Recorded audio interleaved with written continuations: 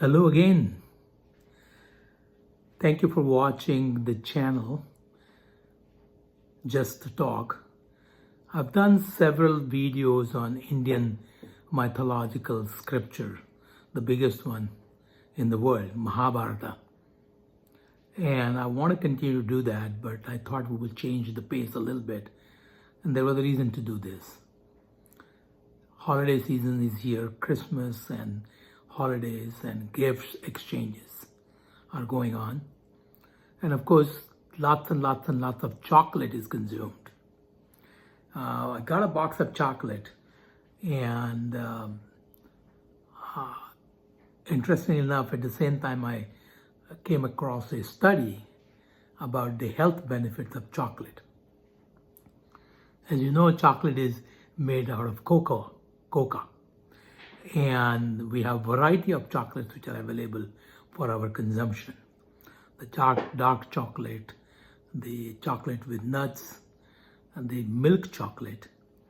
So I came across a study that was evaluating the risk of type 2 diabetes. They also looked at the cardiovascular and cancer risk, which I'm not going to mention in this particular video.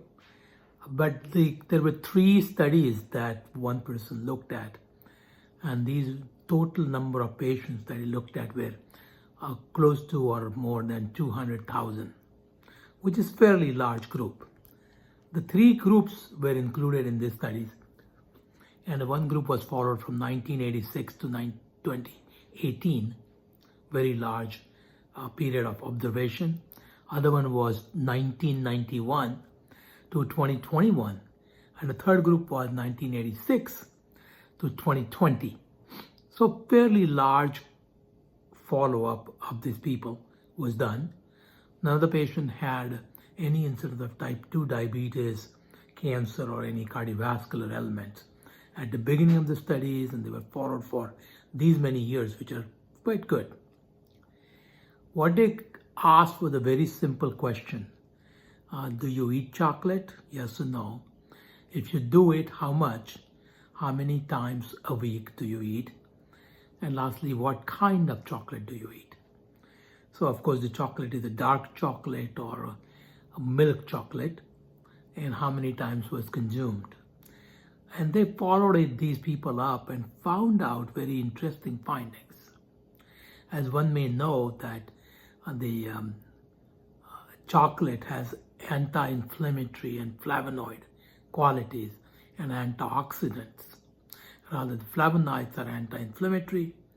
The antioxidants are also helpful in reducing the inflammation in the body, but there were other benefits that were thought too. What they found out that when answer was people who used more than 5 servings, not serving, but 5 times a week they ate or consumed chocolate, they had a 10% reduction of developing type 2 diabetes compared to the people who had no consumption of chocolate. So when people ate chocolate or any chocolate 5 times a week, they had 10% reduction in type 2 diabetes. Very interesting. When they looked at people who ate dark chocolate versus the milk chocolate, they found out that the best benefit was almost exclusively to the people that ate dark chocolate. As you know, the dark chocolate contains very little sugar, and the milk chocolate contains much higher content of sugar. I don't know if that has to do with it or not, but a lot of people feel sugar is inflammatory.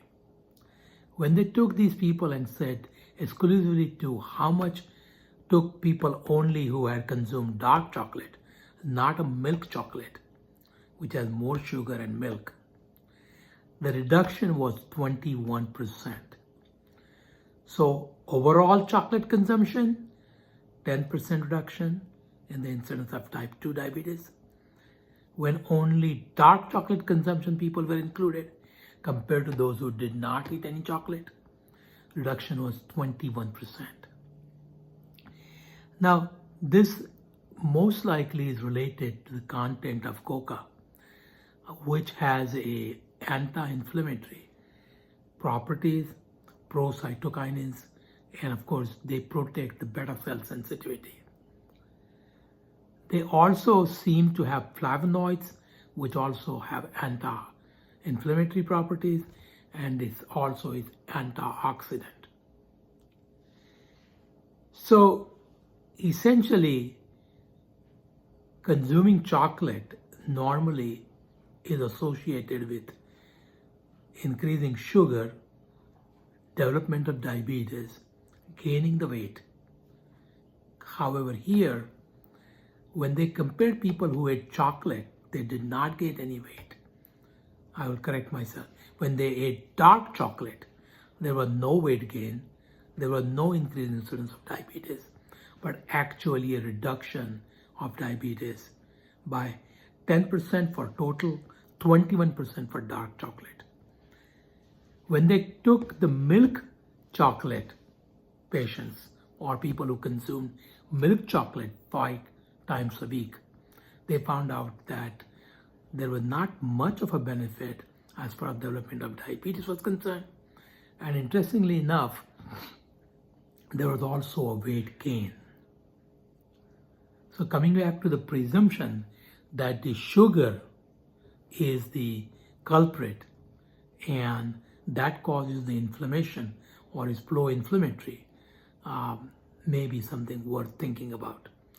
Please remember that the coca or the dark chocolate contains flavonoids, antioxidant, anti-inflammatory, cytokinin, help for inflammation. They actually decrease the inflammatory cytokinins. So inflammation leads to many conditions, including probably atherosclerosis, even asthma, colitis, arthritis. So sugar is most likely inflammatory, and milk and sugar content, when they were increased in a milk chocolate, we found out there was no benefit and had benefit only when dark chocolate was consumed. Certainly we need to look at the other aspects of dark chocolate consumption, development of atherosclerosis, and maybe even the cancers. But it is difficult to analyze the data simply because there are too many other variables when we talk about development of cancers like smoking and development of inflammation, which is related to other factors like meat and other stuff. So I'm not going to go into it.